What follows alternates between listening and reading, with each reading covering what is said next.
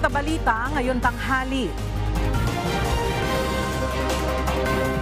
Ilang jeepney drivers idinadaing ang malaking bawas kita sa pamamasada dahil sa serye ng oil price hike.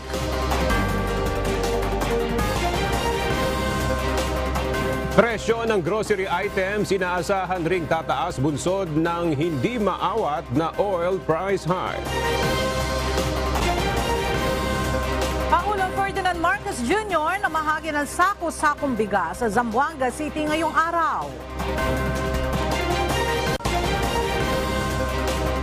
COMELEC binalaan ang mga opisyal ng mga lokal na pamahalaan na umano'y nakikialam sa issue ng premature campaigning. At 100,000 pisong pabuya ibibigay sa sinumang makapagtuturo sa suspect na pumatay sa isang human rights lawyer sa Abra. Magandang tanghali mga kasangbahay. Ngayon po ay araw ng Martes, September 19, 2023. At una sa mga balita ngayon tanghali. Pinulong ni Pangulong Ferdinand Marcos Jr. ang National Food Authority o NFA Council sa Malacanang kahapon, kaugnay pa rin sa kasalukuyang mga issue sa bigas at palay. Napagkasunduan sa pagpupulong na magtakda ng bagong presyo ng pagbili ng palay ng sa mga lokal na magsasaka. Ang detalye sa report ni Nel Maribuho. Itinaas ng National Food Authority Council ang pagbili nito ng palay sa mga magsasaka. Ito ang napagkasunduan ng NFA Council sa naganap na pagpupulong kahapon kasama si Pangulong Ferdinand Marcos Jr. Para sa tuyong palay, bibili na ito sa 23 pesos kada kilo mula sa 19 pesos. 19 pesos naman sa basang palay mula sa 16 pesos. Ayon kay Pangulong Marcos, ang hakbang na ito ng pamahalaan ay malaking tulong sa mga magsasaka. Yun ang aming ginagawa nang masiguro na makapagbigay naman tayo ng magandang hanap buhay sa ating mga magsasaka. Kaya mabuti naman, maganda naman ang production cost naman ng mga farmer ngayon nasa 14, 15. So meron na silang pagkikitaan. Aabot sa 15 billion pesos ang kakailanganing pondo para makapag-procure ng 23 pesos buying price ng palay. Tiniyak naman ng NFA na magsisilbi lamang na buffer stock ang kanilang bibilhing palay sa mga lokal na magsasaka at hindi papasok sa merkado. Partikular na mapupunta ito sa mga mahihirap na pamilya. Ayon sa Department of Agriculture, matutuwa dito ang mga magsasaka kung saan sa kasalukuyan ay binabayaran lamang sila mula 16 hanggang 19 pesos kada kilo ng palay. Welcome sa Federation of Free Farmers ang hakbang na ito ng pamahalaan. Ayon sa chairman nito na si Leonardo Montemayor, kailangan palakihin ang procurement budget ng NFA at tulungan rin dapat ang mga magsasaka sa pagpapatuyo ng palay. Nel Maribuho, UNTV News and Rescue, Diyos ang aming sandigan, serbisyo publiko ang aming pinahalagahan. Binabantayan pa rin ng Department of Agriculture ang presyo ng bigas sa merkado. Tinututulan naman ng ilang grupo na nakaugnay sa sektor ng agrikultura ang panukalang alisin ang taripa sa imported na bigas. Narito ang report ni Ray Pelayo. Inaasahan ng samaang industriya ng agrikultura o SINAG na babalik na sa normal ang presyo ng bigas sa katapusan ng buwan ng Setyembre. Sa kayaan nila ay nag-uumpisa na ang panahon ng anihan ng palay. Ayon sa chairman ng grupo na si Rosendo So, nasa 1.7 million metric tons ang malilikhang bigas ngayong buwan pa lamang. Kapag dumami pa anya ang ani, ay maaari na nilang tanggalin ang itinakdang presyo sa mga regular at well-milled rice. Harvest season nag-start na ngayon, pero ang peak is October. So ang tingin naman natin by first week of October, yung presyo pwedeng alis na yung cap. Sa Balintawak Market, may nakukuha na ring imported na bigas ang mga retailer na naibebenta nila ng 45 pesos kada kilo. Nagkaroon po kami ng variety na mas mura. Yun nga po yung tag 45 para po may maibigay kami sa aming mga customer. Ang iba naman ay galing sa probinsya ang supply pero hindi rin nila masyadong mabili. Pagtingin pa lang sa kulay, ayaw na nila. Mabaho daw po, may amoy. Tapos di maganda ang klase ng bigas. Ayon sa Department of Agriculture, magandang indikasyon ngayon na may mga retailer na nagtitinda ng 41 at 45 pesos na kada kilo ng bigas. Binabantayan nila ito ng mga ahensya ng gobyerno para makapagbigay ng rekomendasyon sa Pangulo kaugnay sa pag-aalis ng price ceiling sa bigas. Ikinukonsidera din nila ang pagdating ng mga ani ng palay ng lokal na magsasaka. Tinututulan naman ng mga grupong nakaugnay sa sektor ng agrikultura ang panukalang pag-aalis o pagbabawas sa taripa sa mga imported na bigas. Isinusulong ng mga economic manager ng Marcos administration ang pagbabawas ng taripa sa bigas mula sa 35% pababa sa 10% o kaya'y tuluyan na alisin na ito. Layunin ng panukala na mahikayat ang mga importer na magparating ng mas maraming bigas sa bansa. May series of panawagan tayo sa atin na Pangulo na huwag pakinggan yung economic team. Marami tayong production dito sa ating bansa. Dapat yun ang suportahan. Ray Pelayo, UNTV News and Rescue. Diyos ang aming sandigan, serbisyo publiko ang aming pinahahalagahan. Iminungkahi ngayon ng isang agricultural group sa National Food Authority na luwagan ang proseso ng pagbili ng palay. Dagdag pa ng mga ito, kailangan ding dagdagan pa ang pondo sa pambili ng produkto. Mula sa Quezon City, nagbabalik si Ray Pelayo live. Ray, kumusta ba ang bentahan ngayon ng NFA? Ayon sa mga industriya ng agrikultura o SINAG, yung mga kailangan dokumento kasi sa bentahan ng bigas sa NFA ay isang bagay para mawalan ng gana yung mga magsaka na magbenta sa kanila. Ayon kay Rosendo Son, chairman ng grupo, dapat ay direktang bumili ang National Food Authority sa mga magsasaka para mas malaki ang kita ng mga ito. Narito ang bahagi ng ating panayama kay Rosendo Son, chairman ng SINAG. Ang problema kasi hindi ganun ka-efficient ang NFA. Bumibili rin sila sa mga traders or hindi direkta sa mga magsasaka. Kung magdedirekta sila sa magsasaka, dapat kasa ang hawak nila doon sa pagbili doon sa area. Kung matagal pa, pupuntang land bank, pupuntang iproseso yan, hindi ibebenta na magsasaka sa kanila. Maski mas mataas ang presyo nila kasi maraming paperworks na kailangan. Ayon sa SINAG, mahigit sa 10 milyong metriko tonelada ng palay ang posibleng maani sa bansa mula ngayong buwan hanggang December. Pero ang problema ay mahigit sa 3% lamang ang makakayanang mabili ng National Food Authority sa kasalukuyan nitong pondo na 8.5 billion pesos. Dapat nila ay nasa 10% ang makuha ng NFA para maka-impluwensya ito sa merkado. Ayon naman sa National Food Authority, sa ngayon ay binabalangkas na nila yung guidelines o gabay sa pagbili nila ng bigas base o palay base sa bagong buying price o alok na presyo nito. Ella? Alright, maraming salamat, Ray Pelayo. Nasa Zamboanga City ngayong umaga si Pangulong Ferdinand Marcos Jr. kung saan ipinamahagi niya ang mga nakumpiskang sako-sakong bigas sa ilang benepisyaryo ng Pantawid Pamilyang Pilipino Program o 4Ps ng pamahalaan. At para sa detalye, makibalita tayo kay Nel Maribuhok live. Nel, ilang sako ng bigas ba ang ipinamahagi ng Pangulo sa Zamboanga at ano yung kanyang naging mensahe sa ating mga kababayan doon? Yes, Aga, nasa 1,500 na sako ng premium quality rice ang ipinamahagi ni Pangulong Ferdinand Marcos Jr. sa mga benepisyaryo ng Pantawid Pamilya Pilipino Program o 4Ps sa Zamboanga City. Ang ipinamahaging bigas ay bahagi ng 42,180 na smuggled na sakong bigas na kinumpiska ng Bureau of Customs mula sa kanilang isinagawang warehouse raid sa isang barangay sa Zamboanga. Ito ay tinurn over na rin sa Department of Social Welfare and Development para sa distribution pa nito sa mga benepisyaryo sa riyon. Ipiniliwanag naman ni Pangulong Marcos ang ginagawang hakbang ng pamahalaan upang matiyak na sapat at abot kamay ang presyo ng bigas.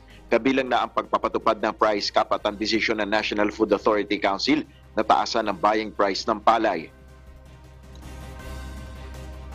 Ngayon nag-aalala ang mga magsasaka. Paano naman kami? Dahil kung mataas ang price cap, mababa rin ang benta namin ng aming palay. Kaya nagkakaproblema kami dahil ang NFA ang pambili ang bumibili lamang, ang authorized lang sila bumili 19 pesos.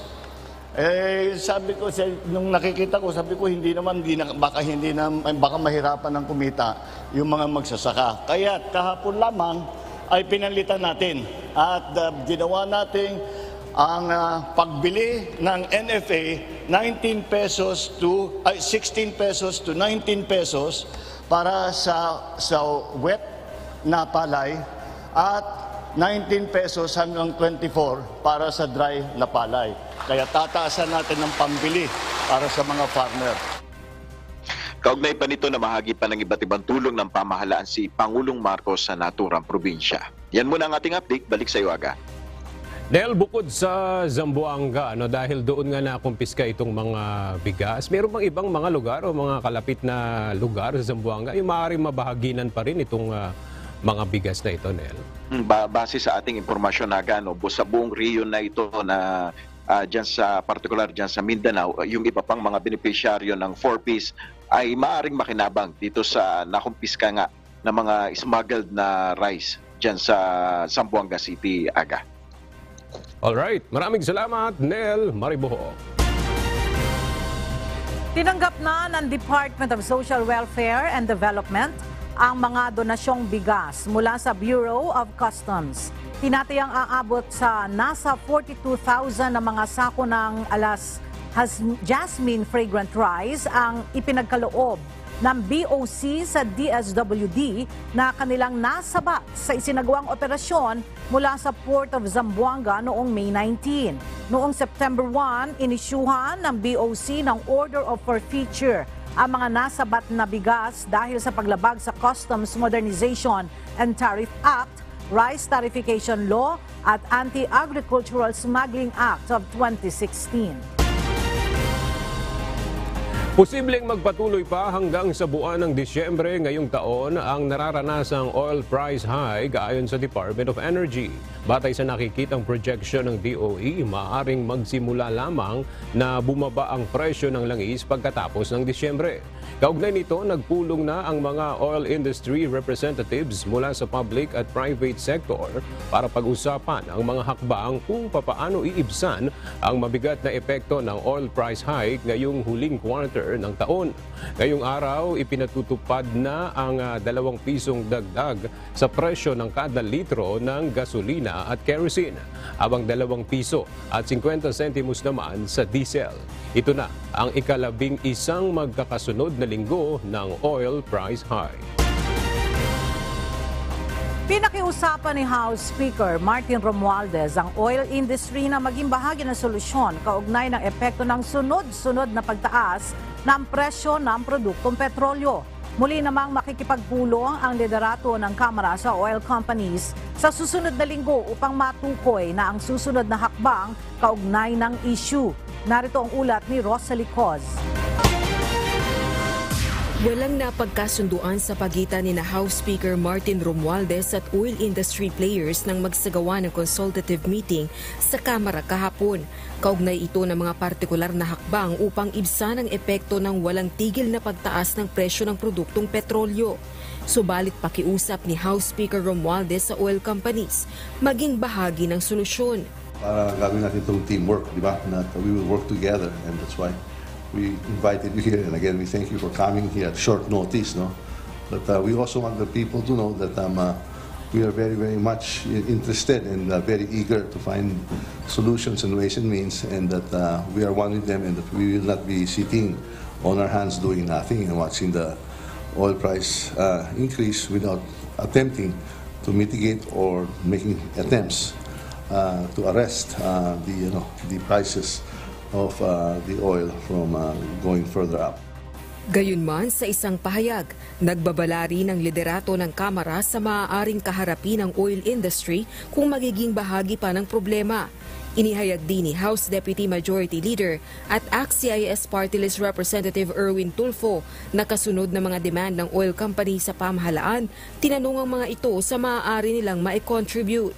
But then the Speaker said, like what you've been asking for a lot, di ba? So what can you give us naman? So we're ready to talk about this different agencies, pero what can you offer us? Wala silang masagot. So may round 2, may second round na meeting ulit. They will be consulting daw with their sponsors, yung mga chairman of the board nila, CEOs nila, kung ano ang may offer nila. Samantala, ayon sa isang opisyal ng PBBM administration, bilyong-bilyong pisong halaga ng revenues ang mawawala sa pamahalaan kung sususpindihin ang excise tax sa oil products. If I'm not mistaken, ang ano yan is 9.8 billion for the rest of the year lang, ha? Until December. December lang. Ganito rin ang punto ng Senior Vice Chairperson ng House Appropriations Committee at Marikina City Representative Stella Kimbo. Pag magsususpend po tayo ng taxes, ibig sabihin yan, there are foregone revenues. And when we forgo revenues, ibig sabihin yan, mawawalan po tayo ng suporta para sa spending. Samantala, umaasa naman ang mga mambabatas na magbubunga pa rin ng magandang resulta ang pakikipagpulong ng mga mambabatas sa oil industry.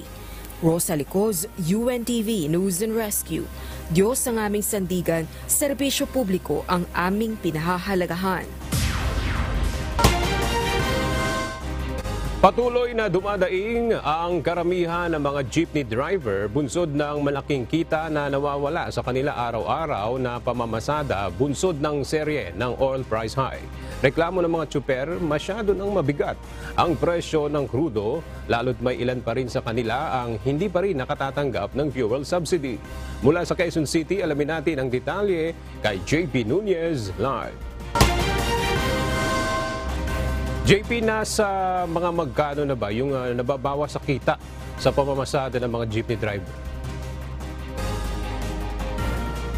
Aga doon sa mga nakausap natin na tsuper ng mga tradisyonal na jeep, kung dati umaabot pa ng nasa higit 1,000 piso yung kanilang kinikita sa maghapong pamamasada, ngayon naglalaro na lang anila sa 700 to 800 pesos. Ito anila ay bunsod nung 11 linggo ng sunod-sunod na serye ng taas presyo ng mga produktong petrolyo.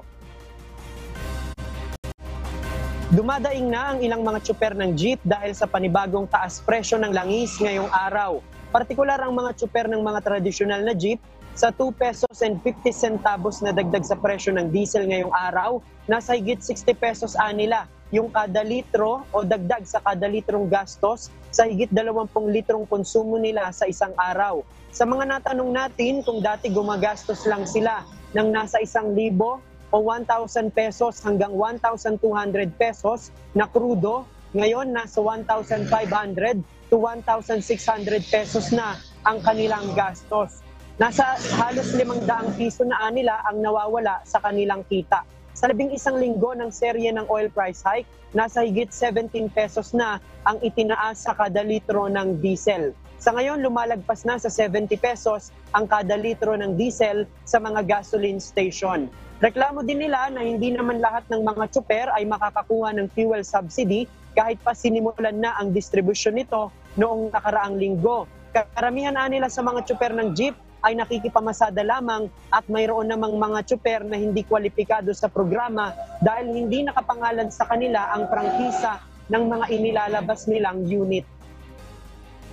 At aga, isa nga sa inaabangan natin mula sa Land Transportation Franchising and Regulatory Board o LTFRB ay kung maaprubahan yung pisong o yung hirit na pisong provisional fare increase o yung dagdag na piso sa pamasahe. Kabilang yan o kasama yan doon sa mga petisyon ng mga transport group na nakatakda namang dinggin sa September 26 sa susunod yan na Martes.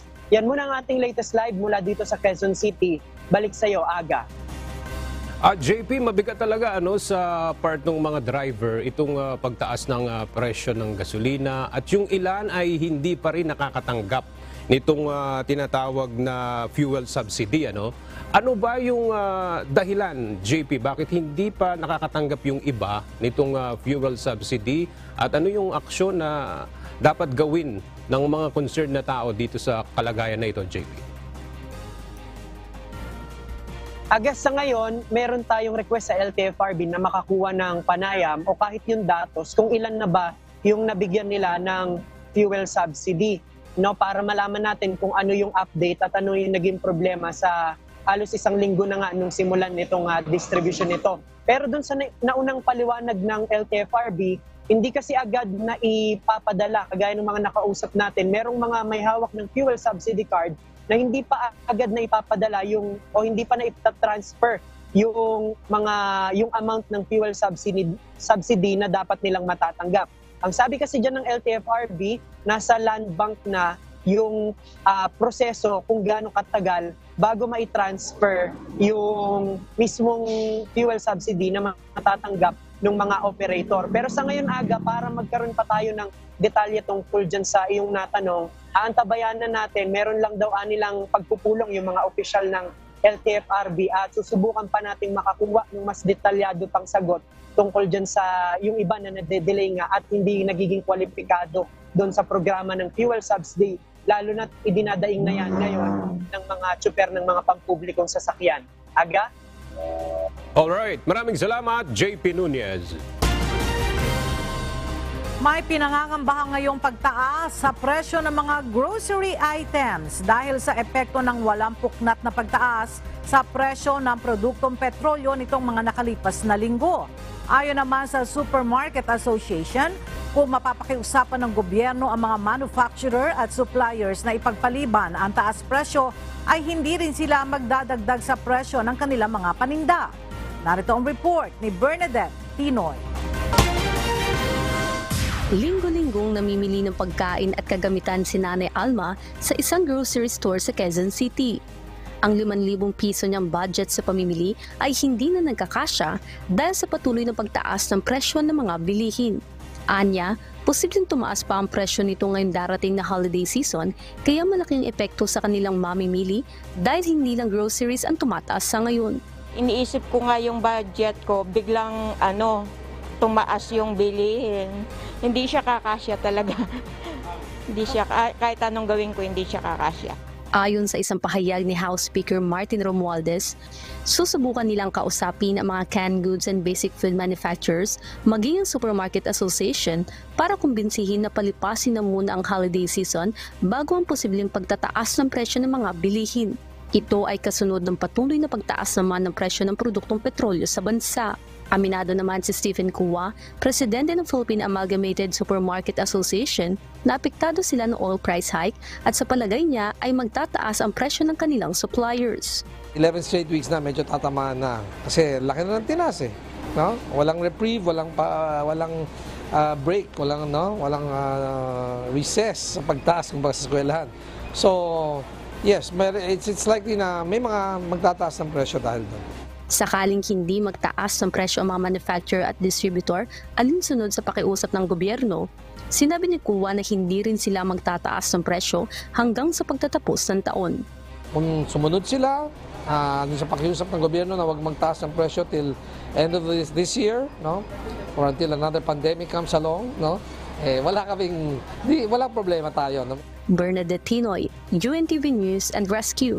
Diyos ang aming sandigan, serbisyo publiko ang aming pinahalagahan.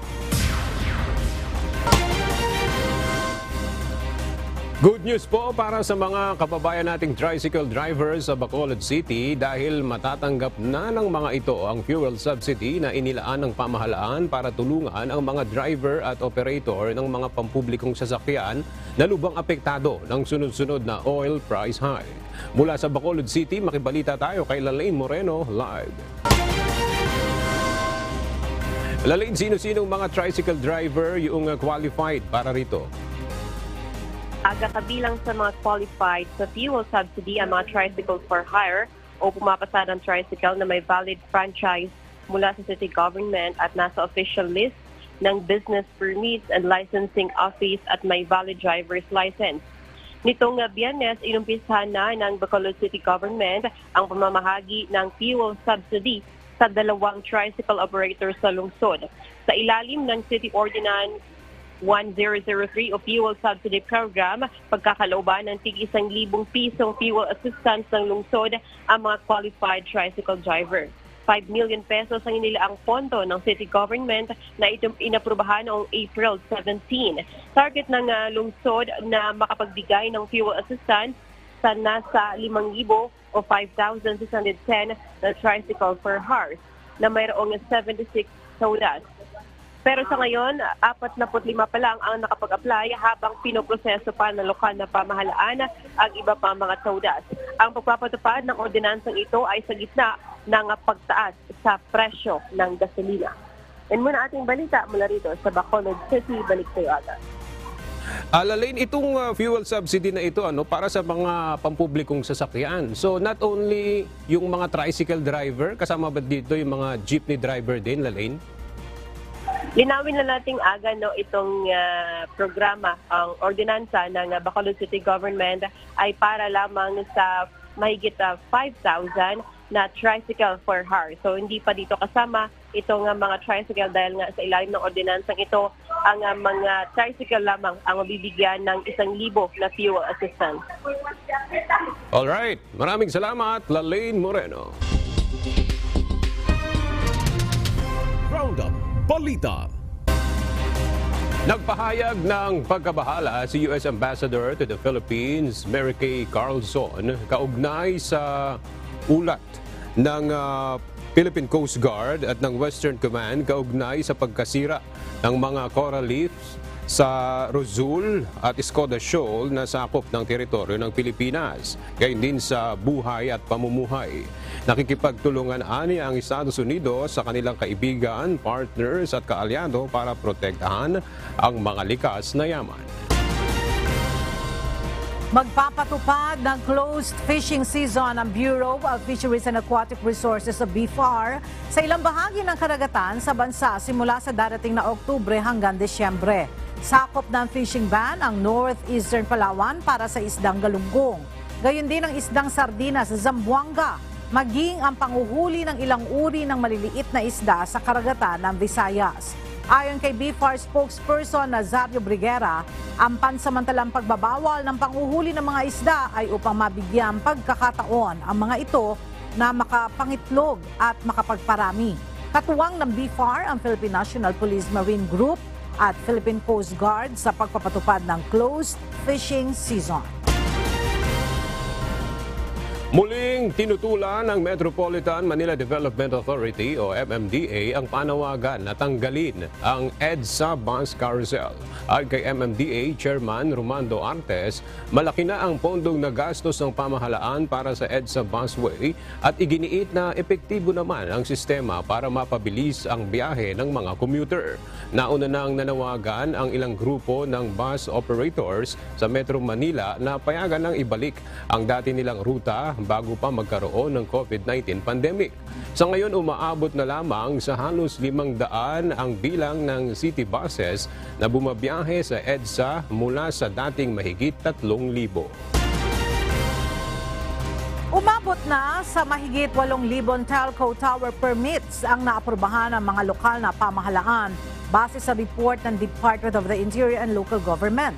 Sa datos ng DILG, mayroon ng kabuang 8,311 na mga permit at clearances para sa pagtatayo ng cellular towers ang naaprubahan na ng mahigit sa 600 mga LGU sa buong bansa. Habang mayroon pang mahigit sa 2,400 permits, ang kasalukuyan pa ang pinoproseso. Nauna nang pinirmahan ni Pangulong Ferdinand Marcos Jr. ang isang executive order na layong gawing mas mabilis at simple ang proseso sa pagpapatayo ng telecommunications at internet infrastructures. Nagbabala ang Commission on Elections laban sa mga lokal na opisyal ng pamahalaan na umano'y nakikialam sa ginagawang hakbang ng komisyon kontra premature campaigning para sa barangay at sangguniang kabataan elections. Mula sa Maynila, kumuha tayo ng update kay Dante Amento live. Dante, ano ba yung tinutukoy ng COMELEC na umano'y pakikialam ng mga LGU officials? Magandang tanghali, Aga. Inihayag nga ni COMELEC Chairman George Erwin Garcia na marami silang natatanggap Aga ng mga sumbong mula sa kanilang mga tanggapan ng COMELEC mula sa iba't ibang mga lugar. Hinggil ito sa mga local government official na nakikialam pinipigilan itong kanilang mga tauhan na baklasin o alisin itong mga illegal campaign materials at pinipigilan din ang kanilang mga tauhan na i-issue itong mga show cause order laban sa mga kandidato na lumalabag sa kanilang panuntunan hinggil sa premature campaigning.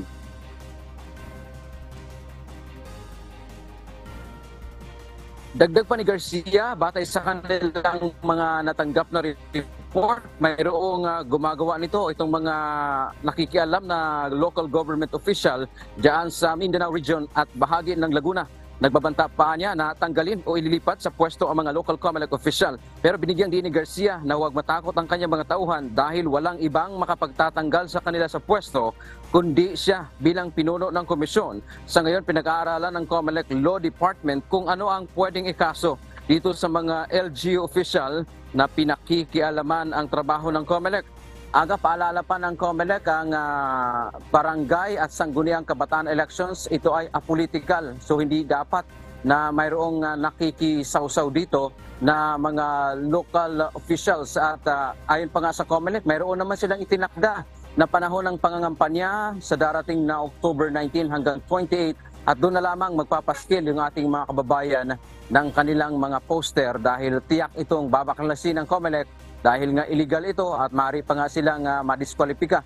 Ayon pa kay Garcia, sa susunod na mga araw ay naasahan na sila ay maghahain na formal ng disqualification case laban sa mga kandidato na pasaway o lumalabag sa kanilang ipinatutupad na pagbabawal sa premature campaigning. Yan ang aling update mula dito sa Maynila. Balik sa iyo, Aga.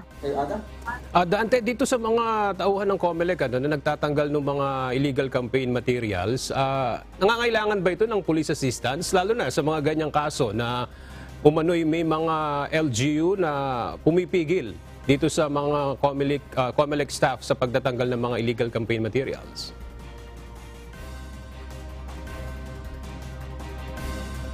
Yes, Aga, kung unang-una, wala namang kumbagang resistance doon sa kandidato na tinanggal yung kanyang poster dahil illegal, hindi naman nangangailangan ng mga otoridad, ng mga law enforcer. Pero dumarating talaga, Aga, kung natatandaan ng ating mga kasangbahayan, itong mga nakaraang halalan kung saan hindi lamang ang Philippine National Police ang kasama ng COMELEC sa pagbabaklas nitong mga illegal campaign material dahil kasama pa rin yung Metropolitan Manila Development Authority o MMDA, partikular dito sa Maynila dahil nga yung mga iba nagmamatigas dahil ang sinasabi nila nasa pribado naman nilang property. Pero ang sinasabi dito ng COMELEC, kahit nasa pribado ninyong property yan, wala pa kasing campaign period, kaya mayroong kapangyarihan ang COMELEC na yan ay baklasin. Pero pagdating na ng campaign period, kung ito nasa mga private owned naman ng mga property, ay mayroong restriction kasi dyan ang Supreme Court na hindi pwedeng baklasin. Pero sa ngayon, ang sinasabi nga ng COMELEC dito sa mga LGU official na tuwagan na nagtatangka na, kumbaga, sabi nga ni Garcia ay nakalulungkot na isipin na itong mga local officials supposed to be ay sila yung magigiya sa kanyang mga barangay na nasasakupan, ay sila pang pumipigil dito sa pagpapatupad ng mga panuntunan ngayon ng COMELEC laban sa premature campaigning. Aga. Okay, maraming salamat, Dante Amento. Tuloy na ang barangay at sangguniang kabataan elections o BSKE sa probinsya ng Negros Oriental sa October 30 sa kabila ng mga naging panukala na ipagpaliban muna ang halalan doon. Para naman makatiyak sa seguridad ay isa sa ilalim sa COMELEC control ang buong probinsya. Nagbabalik si Dante Amento. Unanimous ang desisyon ng Commission on Elections o COMELEC and Bank na ituloy ang barangay at sangguniang kabataan elections o BSKE sa lalawigan ng Negros Oriental sa susunod na buwan. Ayon kay COMELEC Chairman George Erwin Garcia, batay na rin ito sa rekomendasyon ng mga otoridad at resulta ng public consultation doon kamakailan. Nagkaroon ng panukala na ipagpapaliban ang BSKE sa probinsya kasunod ng Pamplona Massacre na ikinamatay ni Governor Ruel Digamo at iba pang sibilyan. Minarapat po na inyong COMELEC na ituloy ito sapagkat base po sa nakalap namin na mga papeles, dokumento, ebidensya mula po sa lugar kung saan nagkaroon ng 3 araw na pagdinig ang inyong COMELEC, napatunayan po talaga namin overwhelmingly na talaga naman ang gusto ng mga kababayan natin doon ay tumuloy ang eleksyon. Inilagay din ng poll body sa COMELEC control ang buong probinsya at inaasahan ang striktong pagpapatupad ng seguridad doon. Pero ang mga serbisyo anya ng pamahalaan ay mananatiling normal. Kung sakali man po na medyo may konting kahigpitan dahil sa ating ipatutupad na COMELEC control, ipagpaumanhin, pero yan po'y para sa ikabubuti ng lahat para po masigurado natin na ang mga kababayan natin ay makakaboto sa araw ng eleksyon. Samantala, lumagda ng isang kasunduan ang COMELEC, Office of the Vice President at Public Attorney's Office o PAO kahapon. Magbibigay ng legal assistance ang PAO sa mga guro na maaaring mahaharap sa reklamo kaugnay ng kanilang pagsisilbi sa halalan. Ayon kay Vice President at Education Secretary Sara Duterte, dapat matiyak din ang seguridad ng mga guro na nakatatanggap ng maraming banta tuwing eleksyon. Totoo ito. Wala po akong natandaan na eleksyon na walang kwento ng teacher na sinasaktan, inaatake, tinatakot, binibigyan ng death threats, ng mga rape threats at kung iba't ibang threats pa sa kanilang buhay at sa kanilang pamilya. Hinikayat din ng Vice Presidente ang COMELEC na ibigay ng maaga ang honoraria ng mga guro. Ayon naman sa COMELEC, hindi lalagpas ng 2 linggo pagkatapos ng eleksyon ay kanila na itong maibibigay. Dante Amento, UNTV, News and Rescue. Diyos ang aming sandigan, serbisyo publiko ang aming pinahahalagahan. Nagsasagawa na ng malalimang investigasyon ang pulisya hinggil sa nangyaring pagpaslang sa isang barangay kagawad sa Sorsogon noong Sabado upang malaman kung may ilang kaugnayan rin ito sa nalalapit na barangay at sangguniang kabataan elections. Kaugnay nito, bumuo na rin ng Special Investigation Task Group ang pulisya para sa ikadarakip ng mga salarin. At para sa iba pang mga detalye, may report si Brian Baldarahe live. Brian, may persons of interest na ba ang pulisya dito sa kaso ng pagpatay sa isang barangay kagawad sa Sorsogon? Yes, Aga, sa ngayon wala pang inilalabas na pahayag ang Donsol Municipal Police Station kung mayroon na bang person of interest dito sa nangyaring pagpatay sa isang barangay kagawad sa bayan ng Donsol sa Sorsogon noong Sabado ng gabi, September 16.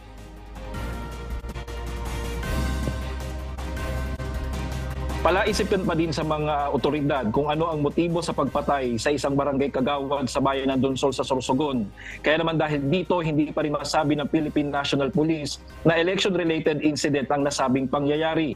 Ito'y kahit na ang pinatay na barangay kagawad ay kasalukuyang kandidato pa rin sa darating na barangay at sangguniang kabataan election. Ayon sa Donsol Municipal Police Station, hanggang ngayon kasi ay hindi pa rin nila makuha ang buong pahayag ng pamilya ng pinaslang na barangay kagawad dahilan para hindi pa masabing buo na ito ngay election-related incident. Itong kaso na to is still suspected election-related incident. Kasi sir, wala pa nga kaming motive kung bakit siya pinatay. And hindi pa kami makapagbigay, di pa makapag-decide yung validating committee kung pasok ba to bilang election-related incident. So sa ngayon sir, suspected pa lang po siya. Aga, matatanda ang pinatay ng mga hindi pa nakikilalang mga suspect si incumbent Barangay Kagawad Ferdinand Katiang ng Barangay Ogod sa bayan ng Donsol, Sorsogon. Ayon sa mga otoridad, 2 lalaki ang pumasok sa bahay ni Kagawad Batiang dakong alas 7 ng gabi noong Sabado. Dito walang habas na pinagbabaril ng mga suspect ang biktima at agad itong tumakas sa hindi malaman na direksyon. Sinubukan pang isugod ng MDR Remo Donsol ang biktima, subalit idineklara ito ng mga doktor na dead on arrival. Sa inisyal na investigasyon ng mga pulisya, nakuha sa crime scene at ang 3 basyon ng bala ng 45 caliber na baril at 4 na basyon ng bala ng 9mm na baril. Nakikipag-ugnayan na din ng Donsol MPS sa mga malalapit na kaibigan ng pinatay na barangay Kagawad upang malaman kung may kinalaman sa pagiging opisyal nito ang nasabing insidente. Nasa point of mourning pa yung kapamilya niya. So wala pa kami sir sa kanila nakukuhang information kung if ever may alam sila sa pagpatay. Pero ang kami naman sir, NPS, hindi lang kami nakafocus sa family, pati po sa mga kaibigan and sa mga kasamahan niya sir. Aga bumuo na ng Special Investigation Task Group ang Sorsogon Police Provincial Office upang magsagawa ng malalimang investigasyon sa nangyaring insidente. Yan muna latest mula dito sa Bicol. Balik sa inyo, Aga. Maraming salamat, Brian Baldarahe. May naghihintay na 100,000 pisong pabuya o reward money na ipagkakaloob sa sinumang makapagtuturo sa mga suspect na pumatay kay Attorney Saniata Alzate mula sa Bangued Abra. Si Attorney Alzate ay pinagbabaril ng mga hindi pa rin nakikilalang suspect sa tapat na kanyang bahay noong September 14. Mula sa Baguio City, makibalita tayo kay Grace Flores live. Grace, sino ba ang magkakaloob nitong reward money sa makapagtuturo sa mga suspect na pumatay kay Attorney Alzate? Ella, ang magbibigay nitong pabuya ay ang Abra Police Office, kung saan ayon nga kay Police Major Daniel Paloy ay ang Public Information Officer ng Police Provincial Office Abra, posible aniyang may kinalaman sa trabaho ang motibo ng pagpatay kay Attorney Alzate bilang human rights lawyer sa Abra. Tumulong na rin ang National Bureau of Investigation sa pagresolba sa kaso sa pagpaslang sa naturang abogado. Doon kasi kami ma'am nag-uumpisa doon sa work ni Attorney Saniata. Karamihan na yung mga kliyente niya ma'am, yung mga heinous like murder. May alok na 100,000 pabuya ang Abra Police sa makapagbibigay ng impormasyon tungkol sa salarin. Nanawagan ang pamilya ng abogadong binaril sa Bangued Abra na lumantad ang sinumang may impormasyon sa pagkakakilanlan sa salarin. At sa pahayag ng pamilya ni Attorney Maria Saniata Liwliwa Alzate, umaapil sila sa otoridad na magkaroon ng masusing investigasyon sa krimen. Yung sa Special Task Force Alzate natin, ma'am. Although nandyan na yung task force, ma'am, ongoing pa rin yung investigation. As of now, ang may ano ko lang sa inyo is yung islag na nakuha sa crime scene, personally na dinala ng Provincial Forensic Unit natin, dinala sa Krami for cross-matching. Matatandaan, Huwebes ng hapon nang tambangan si Alzate sa loob ng kanyang kotse. Dating Pangulo ng IBP Abra Chapter si Gonzales Alzate at nagsilbering tagapangulo ng Legal Aid Committee nito. Nagbigay siya ng serbisyong legal sa mga hindi kayang magbayad katulad sa isang biktima ng illegal na pag-aresto, detention at torture ng PNP nitong Enero at nabigyan ng karampatang proteksyon sa pamamagitan ng writ of amparo mula sa Regional Trial Court ng Abra. Samantala, nag-abot naman ang pakikiramay ang ilang kawani ng Supreme Court sa mga naulila ni Alzate. Yan muna ang balita. Balik sa'yo, Ella. Grace, nakausap mo ba ang pamilya ni Attorney Alzate bago siya mamatay? Yung pamilya kung meron bang o natatanggap na death threat kay Attorney? Hanggang ngayon, Ella, ay hindi pa rin natin nakakausap ang pamilya ni Attorney Alzate. Kanina ay kinokontak ko si Judge Rafael Alzate, ang asawa ni Attorney Alzate, at hindi niya nga nasasagot yung ating tawag kanina, pero sikapin natin na makausap natin sila para mapakinggan naman natin yung pahayag nila regarding nga itong nangyari sa kanyang may bahay. Ella. Alright, maraming salamat, Grace Flores. Formal nang na-turn over sa pangangalaga ng Philippine Air Force ang bagong air assets na ipinagkaloob ng US government. At para sa detalye, makibalita tayo kay Alan Manansala mula sa Mabalacat, Pampanga, live. Alan, ano yung pangunahing magiging function itong bagong air asset na tinanggap ng Philippine Air Force? Yes, Aga, magandang tanghali. Nandito pa rin nga tayo ngayon sa Clark Airways sa Mabalacat City, Pampanga, kung saan sinaksihan natin, Aga, yung official turnover nitong C-208B na mula sa US government na ibinigay sa Philippine Air Force, kung saan, Aga, ang pinakatutungkulin nito ay magbigay ng aid para mai-address ang concern ng security ng bansa, lalo na gamit itong ISR operations. Aga, isang bagong C-208B Grand Caravan X Intelligence Surveillance and Reconnaissance o ISR aircraft ang tinanggap ng Philippine Air Force kanina. Ang C-208B ay pinagkaloob sa pamamagitan ng grant programs ng United States government sa PAF sa ilalim ng Foreign Military Sales o FMS program. Ito ay magiging ikatlong C-208B na tinanggap ng PAF. Nauna na rito may 2 unit ang opisyal na ibinigay sa Estados Unidos noong Hulyo 24, 2017. Ang unang 2 eroplano, Aga, ay bahagi ng US National Defense Authority Act Building Partnership Capacity Program na ang layunin ay magbigay ng kagamitan at pagsasanay upang palakasin ang kakayahan ng Pilipinas sa paglaban sa terorismo. Ang C-208B ay may cruising speed na 140 knots at may abot sa 912 nautical miles na layo. Kung saan, Aga, ang pinakatutungkulin nito ay magbigay ng aid para ma-address ang security concerns ng bansa sa pamamagitan ng ISR programs or operations.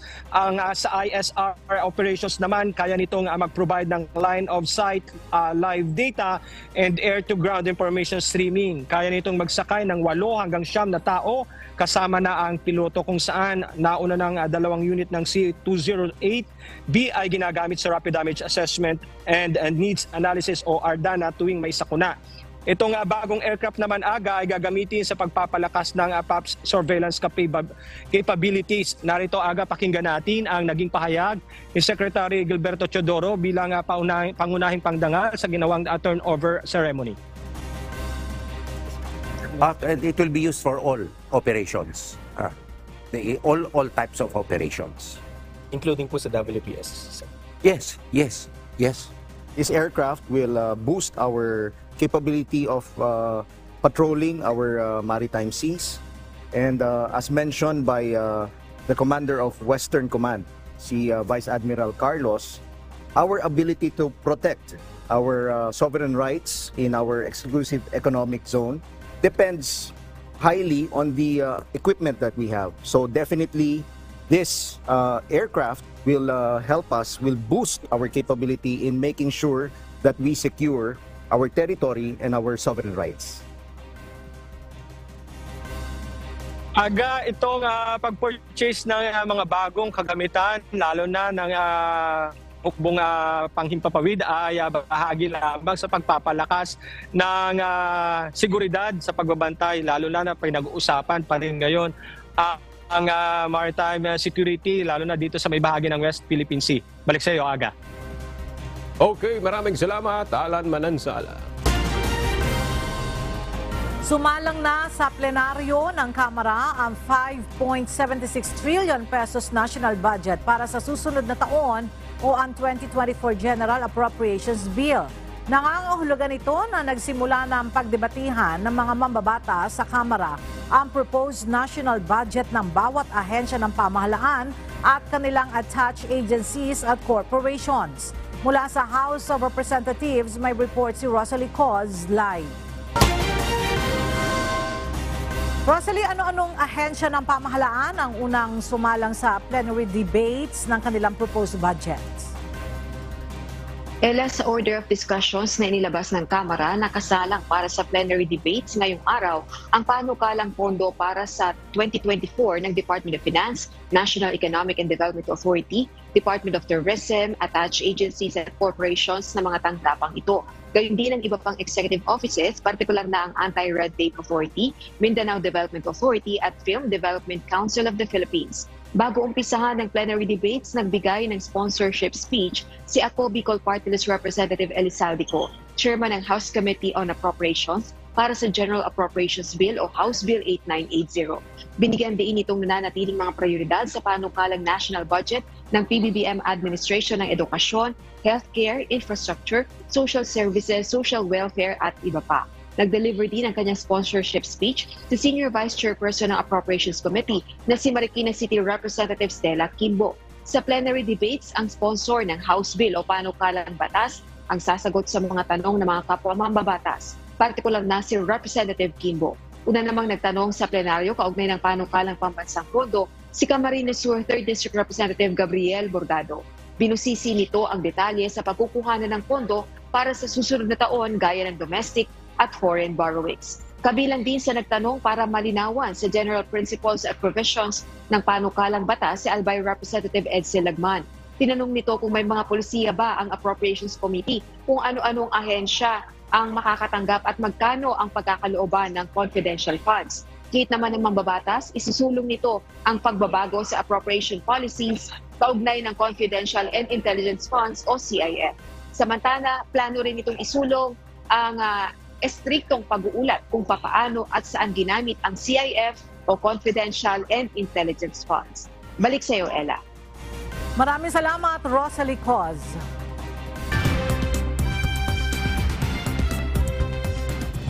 Nagain ng reklamo ang Ukraine sa World Trade Organization o WTO laban sa Slovakia, Poland at Hungary. Dahil ito sa ipinatutupad na food imports ban laban sa Kyiv. Batay sa Ukraine, paglabag ito sa international obligations ng European Union neighbors. Subalit ayon sa mga bansang ito, layon lamang nilang maprotektahan ang kanilang mga magsasaka sa murang angkat ng pagkain. Magtutungo ng Russia ang top envoy ng China na si Wang Yi upang makipagpulong kaugnay ng isyu ng seguridad. Isang malapit na kaalyado ng Moscow, inaakusahan ang Beijing ng hindi tuwirang pagsuporta sa Russia sa kalagitnaan ng gyera nito sa Ukraine. Gayunman, itinatanggi ito ng China.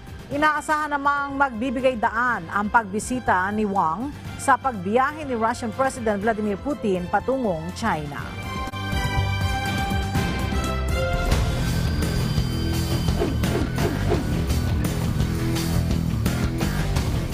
Ipinakilala na ang flag bearers o ang magdadala ng watawat ng Pilipinas sa opening ng 2023 Asian Games na gaganapin sa Hangzhou, China sa September 23.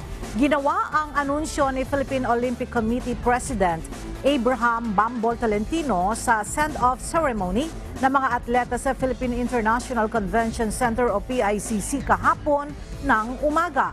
Ang mga ito ay sina Tokyo Olympians Marjeline Didal ng Women's Street Skateboarding at ang world's number 2 sa men's pole vault event na si EJ Obiena. Binubuo ang Team Philippines na 395 athletes na lalaban sa 37 sports sa Asian Games na magsisimula sa September 23 at tatagal ng hanggang October 8.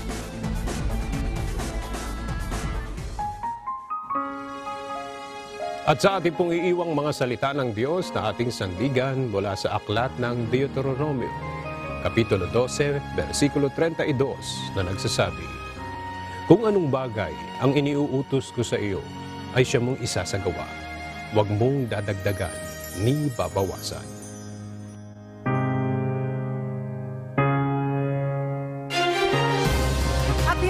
Balita ng aming tinutukan at inaksyonan dahil sa aming pagbabalita, una ang pagkalinga sa kapwa. UNTV-C News, may balita saan mang panig ng daigdig.